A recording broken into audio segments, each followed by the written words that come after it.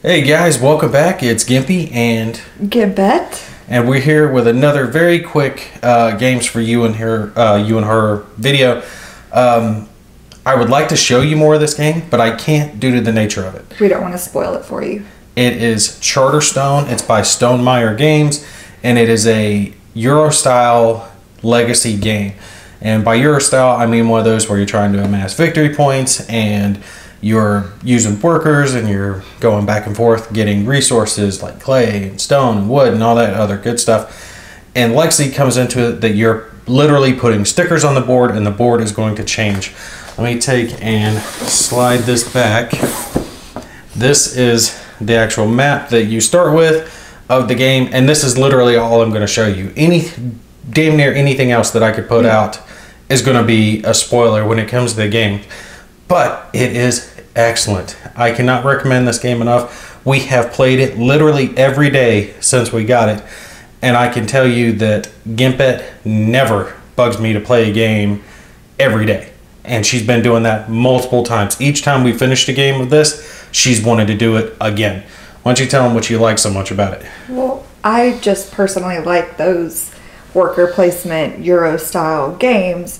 But with those, it just sucks because when it ends, everything you've worked so hard to build and everything you've accumulated, yeah, it's cool, you either win or you lose, but then you just start over from scratch. And I like this one because you can keep building on it. And I like that this one is going to be so unique and different. Some of them have the same exact tiles that will come out in the same order.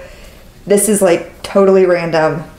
You could play this game all the way through completion multiple times and it can be different every single time you play it. And you still wouldn't see everything. But also, once you've played it through completion, because there's two sides to the board, so you can do that, you could still just play it as it is with a worker placement. So what she's talking about when she's saying two sides to the board is just a quick little flash. Ooh, don't spoil nothing for you now. The other side of the board is an exact copy of this side, and the other side is actually the side that we're playing on right now. And you can get something for this game called a recharge kit, because how can you take and play a game that uses stickers and play through it again? Yes, Gimpet grabbed it for me. The recharge kit. This is going to give you all the cards that come with the game, another copy of the rule book, because yes, you do make additions to the rule book, everything that you need to start the game over, and all you have to do is flip the board over and you can start the game from scratch, because you can take and play through the entire game, have the entire board covered in stickers that give you new areas to go to, because you can see when you start out, all you have are these first five, and then there's one up here in the corner, and then no, that's it. Yeah, these five and this one, and then you'll have one in each charter, which are what these little areas represent on the board, and you'll pick one of these charters and stick with it. But you don't have very much, but by the time you get done, you're gonna have the entire board covered with stickers that look similar to these, and it's gonna give you a game that you have created all on your own. And another thing I like about this is maybe we aren't the neatest people or OCD about that, but when it comes to games, I do like organization. And this one does very well because it's a legacy and you keep going. We have our own little box and we keep our little things in there. We keep tally on it. It just makes it so easy to continue, and you're not having to try and remember everything. It goes into its own little box. There's different boxes for different things. For example, here's my little charter chest. That's what she's talking about.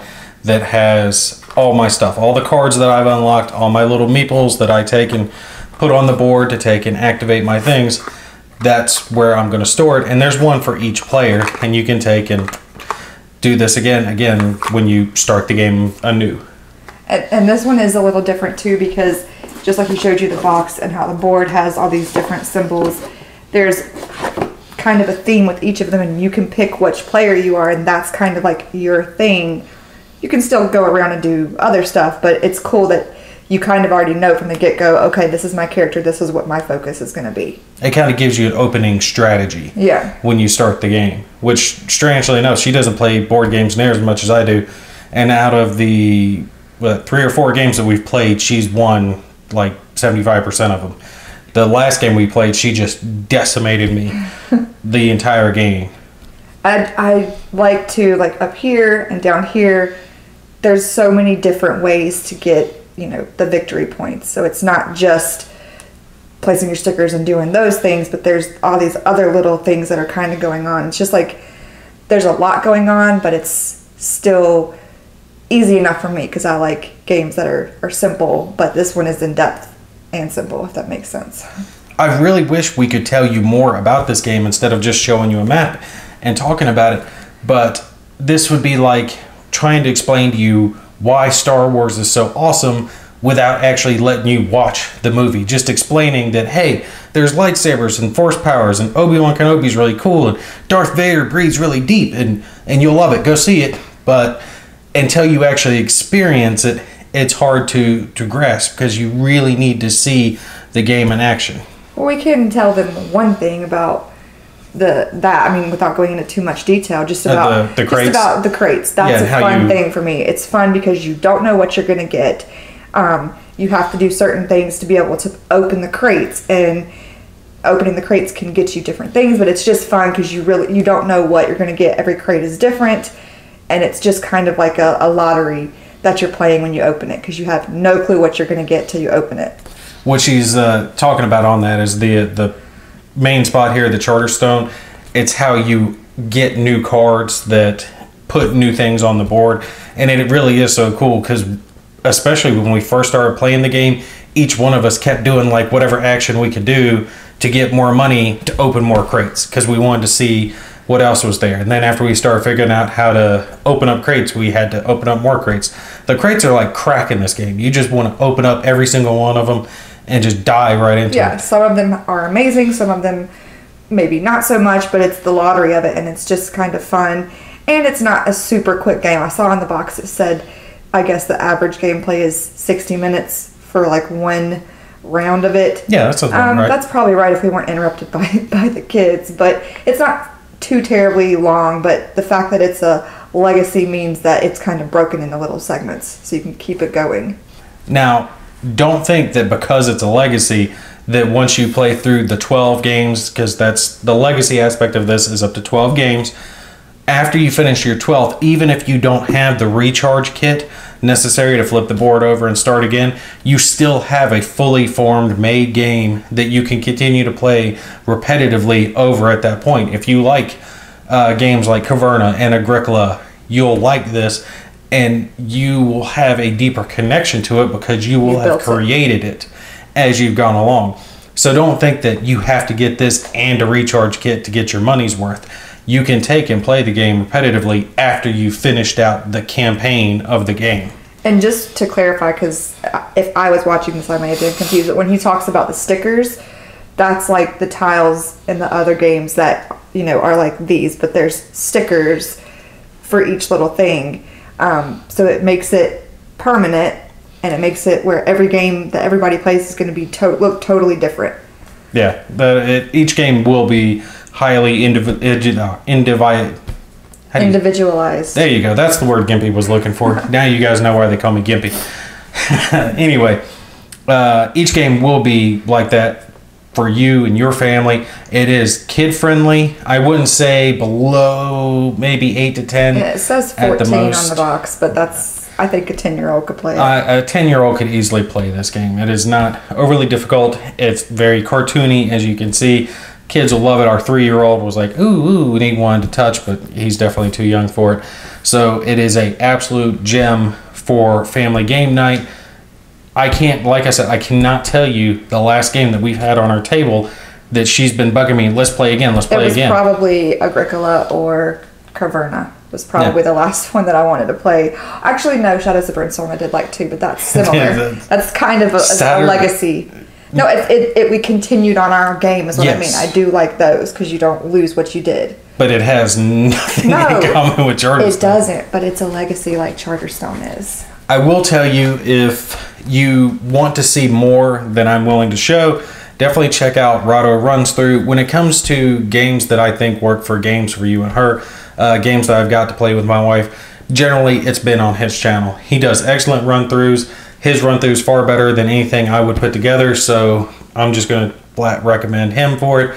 The video that he put up about the game is the reason that I actually got the game in the first place. So if you want to see more than what we have explained here, definitely check him out. Rada Run Through Charterstone video. He has plenty of other stuff. If you're looking for games in this similar style genre, he doesn't do any wargaming type stuff. So if you're looking for this Euro style, he's definitely your guy to go to. Do you have anything else you want to add, hon? I would give it 10 out of 10, I guess. At first, I probably wouldn't have given that. It's the perfect game? It's very close to perfect for me. I would give it a 10 because we've been playing it so much. At first, I will say this and then I'll let you guys go. But when we were first playing, I felt like it was moving so quick because, again, we only started with this. So there wasn't a ton of stuff to do until we opened crates and got more things. So by the end of the first game, we did start to see things appear and we're able to do more, but then the game was over. But that's how the first game is. So don't let the first round throw you like it did me because you're building. So it may start off a little slow, but it definitely picks up. Yeah, I guarantee you this is going to be on our table tomorrow. And like I said, I'm taking a break from filming for a little bit for Christmas. I anticipate by the time Christmas rolls around that we'll have covered the other side of this board completely and probably have started on this one because we have enjoyed it that much. And even though we're still playing our other game, we're starting to think of strategies for picking a different charter and playing through the game again. And Yeah, go ahead. One last thing that's cool too is these are the individual, what are they called? Charters? Charters. And that character comes with, like I said, the box, blah, blah, blah. But you can name it. And you can, come up with your own character name and then your name for your little area. So it's really, really cute to try to come up with names for it. And it really makes it personalized to you. Yeah. I named mine, what was it, Daddy Land or Daddyville? Yeah. And then she had, goofy names, family names for it. But absolutely 100% recommend it. If you're looking for a good family game, good game for the wife and the kids, or just play with the wife or play with the girlfriend. And it even has a solitaire option. There are what they call otamas, which will play the other charters for you. Which you may need to use if you play with your wife and your girlfriend. Yeah, true. Just kidding. There aren't very many Euro-style worker placement games that I can think of that even have a solitaire option, let alone a good solitaire option, but this one does. So if you want a solitaire game in this genre, pick it up for that reason. Yeah, it is cool as far as those. We haven't used them because we have 2 players, but it is cool because they come with their own set of rules. So it's not like you're having to play 2 parts. There is a whole thing that helps that play through on its own without you having to make decisions for it. Yeah, they have what, it's not a spoiler to tell you guys this, it's like an AI deck that controls those characters and those charters. Yeah, so you're not having to play a solitaire while playing 2 parts. It really is you playing versus that. But anyway, that's it, guys. Highly recommend it. If you do like it, I highly also recommend picking up the recharge pack so you can take and play through it again once you've actually played through it the first time. Trust me, we are thrilled that we got this because we know we're going to take and play through it again. If you like these styles, go ahead and get the recharge pack. Plus, if you just show your wife or your girlfriend this, look how pretty and girly it looks. So don't say it looks girly. Not on my channel. Not like that. All right, guys. That's it for us. We're out of here. We're going to get ready to have some downtime for Christmas. I hope you all have a Merry Christmas. And we will see you guys in the next video. Bye.